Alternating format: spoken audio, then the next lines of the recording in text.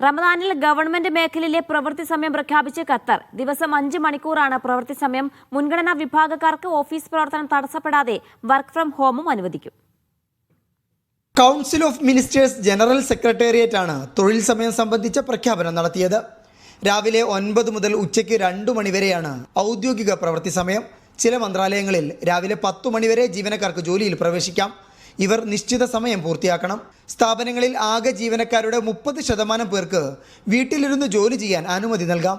ഖത്തറി മാതാക്കൾക്കും ഭിന്നശേഷിക്കാർക്കുമാണ് ഇതിൽ മുൻഗണന ലഭിക്കുക. ഇതുമൂലം ഓഫീസ് പ്രവർത്തനങ്ങൾ തടസ്സപ്പെടാൻ പാടില്ല. ഷിഫ്റ്റ് അടിസ്ഥാനത്തിൽ ജോലി ചെയ്യുന്ന ആരോഗ്യം, വിദ്യാഭ്യാസ, ഉന്നത വിദ്യാഭ്യാസം തുടങ്ങിയ മന്ത്രാലയങ്ങളിൽ പ്രവർത്തന സ്വഭാവത്തിനനുസൃതമായി ഡ്യൂട്ടി സമയം ക്രമീകരിക്കാം. റമദാനിൽ രാജ്യത്തെ സ്വകാര്യ മേഖലയിൽ ദിവസം 6 മണിക്കൂറാണ് പ്രവൃത്തി സമയം.